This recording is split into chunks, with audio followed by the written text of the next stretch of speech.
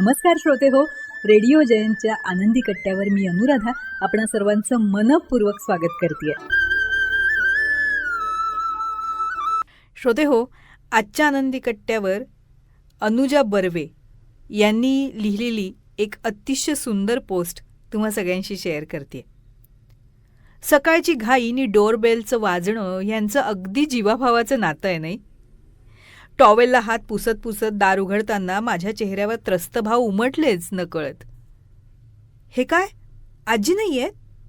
हातात वाटी घेऊन आलेल्या शेजारच्या मिनलनं विचारलं. अगं जरा डोकं दुखतंय म्हणून पडले. तुला भेटायचं आहे का त्यांना? तिच्या हातात वाटी दिसत असूनही विचारलेल्या माझ्या प्रश्नातल्या खवचटपणाकडे दुर्लक्ष करून थेट आत किचनमध्ये येत तिने म्हटलं, काकू मला ना थोडं मीठ हवं होतं. ते काय झालं, काल ऑफिसमधनं येईपर्यंत खूप उशीर झाला ना. घे, हे इथे टेबलावर ठेवते वाटी. मीठ हातात देऊ नये म्हणतात. का, असं का म्हणे? एनिवेज थँक्यू सो मच काकू, असं म्हणत ती गेलीसुद्धा. खरं म्हणजे सो मच म्हणण्या एवढं ग्रेट काहीच केलं नव्हतं मी. पण कोण कोण होतं? आज सासूबाईंची विचारणा. घरातली खडानखडा माहिती हवी असते यांना. डोकं दुखतंय पण कान ठणठणीत आहे. बरं न द्यावं तर आणखीन डोकेदुखीत भर पडायची. म्हणून मग मीच म्हटले, शेजारची मिनल, थोडं मीठ हवं होतं तिला. काय तरी बाई, घर म्हणून काही गोष्टी ठेवायच्या असतात वगैरे माहितीच नाही दिसतंय. सगळं ध्यान सारखं त्या लॅपटॉपमध्ये कसं म्हणते मी. त्यामुळं जीवनावश्यक वस्तूंबद्दल साध्या साध्या गोष्टी ध्यानात येत नाहीत. सासूबाईंचं सगळं दुखणं जिभेच्या धारेत उतरलं. माझे हात पुन्हा किचनच्या कामात गुंतले. पण सासूबाईंच्या बोलण्यात तथ्य होतं. लहानपणी माहेरी आणि मोठेपणी सासरीसुद्धा घर म्हणून हे एकदम परिचित असं वाक्य होतं. घरातले सगळे कांदे बटाटे चिरू नकोस, रश्श्यासाठी ठेव एक एक घर म्हणून. किंवा सगळं दूध नाही हो वापरलं खिरीसाठी, घर म्हणून ठेवलंय छोट्या कपात. रात्रीला लागलं तर उगाच धाव नको. अशा तऱ्हेचे संवाद ऐकतच लहानाचं मोठं झालेल्या पिढीतले मी. आपोआपच घर म्हणून ठेवणं अंगवळणीच पडलं नकळत. या सवयीचा आताशा मात्र खूप उपयोग होतो. अरे मोहरी, हिंग आणि गूळ आणायला झालंय आता. ही स्थिती लक्षात येऊनही प्रत्यक्ष विकत आणताना मोहरी आणण्याचं लक्षात न राहणं हे खूप वेळा घडतं हल्ली. पण मग अशा वेळेस घर म्हणून राखलेली मोहरी लाज राखते बाई.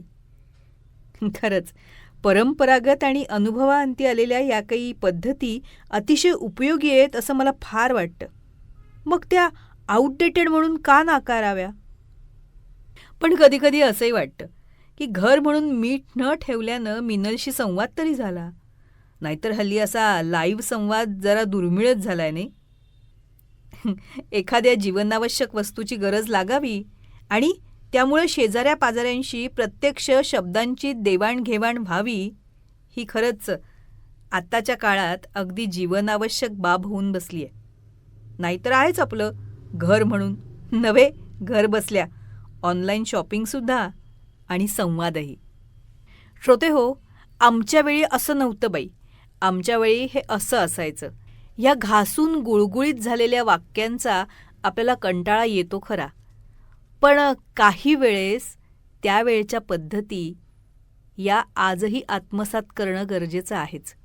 जसं घर म्हणून एखादी गोष्ट बाजूला काढून ठेवणं गरजेचं आहे ना, तेवढंच शेजाऱ्या पाजाऱ्यांशी, मित्र नातेवाईकांशी कोणत्या ना कोणत्या कारणानं संवाद साधणं हेही आज जीवनावश्यक आहेच.